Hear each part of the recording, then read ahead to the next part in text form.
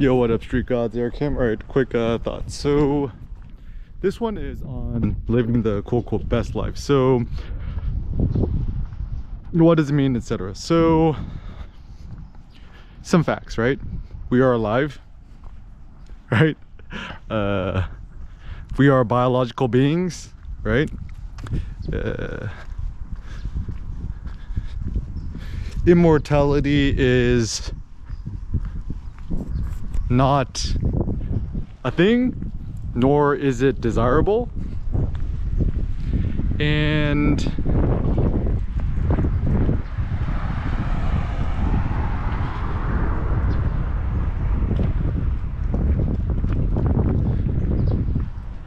let us assume that your maximum lifespan is 120 years old. Let's say, right?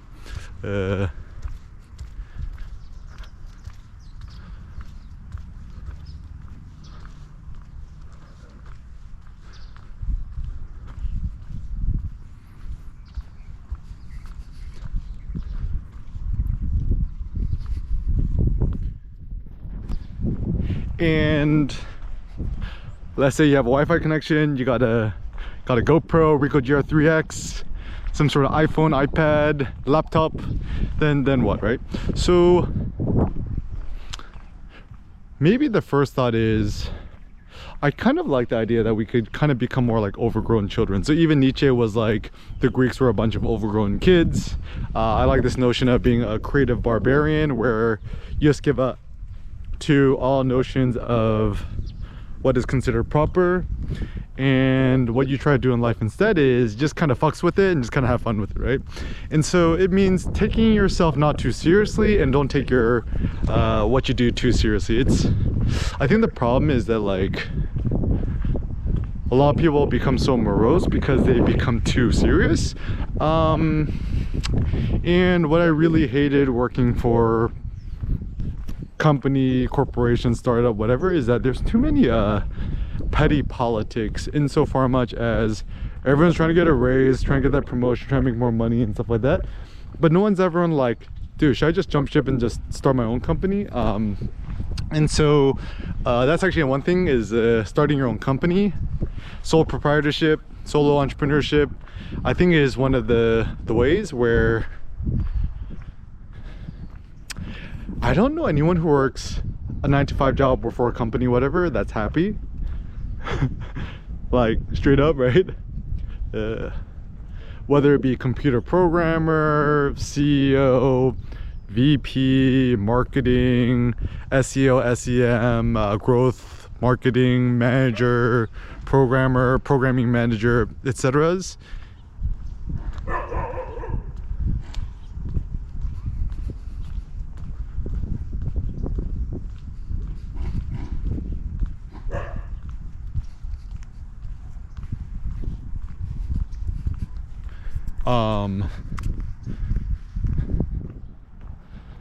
And it's tricky too, because even though you might be an entrepreneur, self-employed,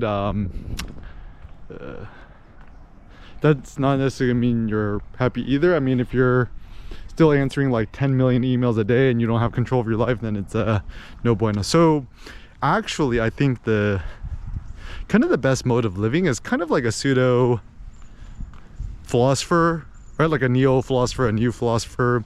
Neo, N-E-O, just means new. So whenever people's like neo-Confucianism or neo-capitalism, it just means new capitalism.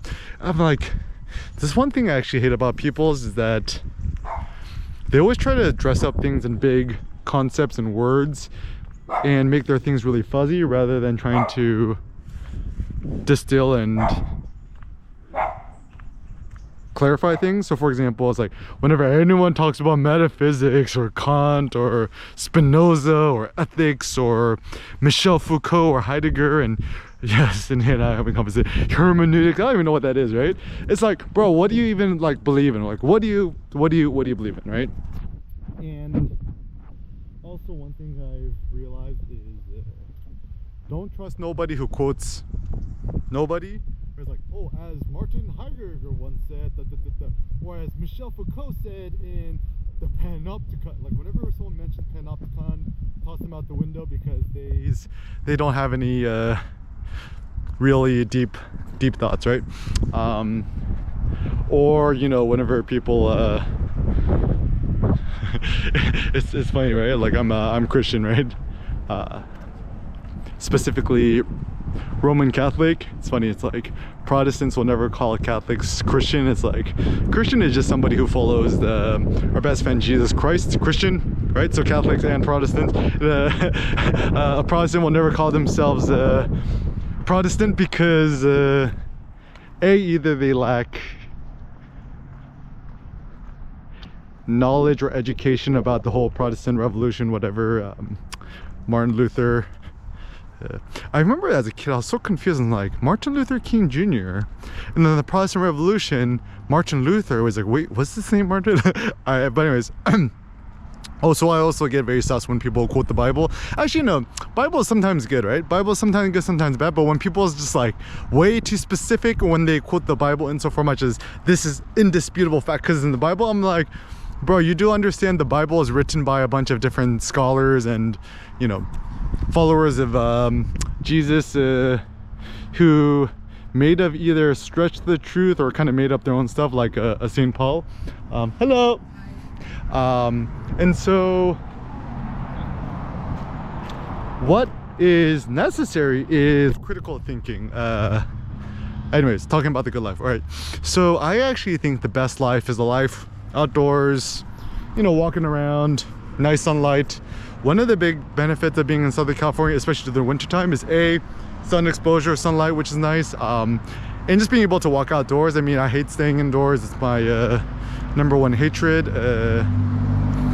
Some nuances or caveats: when I was living in Providence, Rhode Island, if you ever need to move to somewhere cold or with no natural light, shell out the extra bucks, live in one of those high rises that have floor to ceiling windows, new amenities, because lack of natural light is very depressing. But anyways, so what does it mean to have a good life? So the good life then means have a life in which you could think. A life conducive to thinking, I think, is the best life.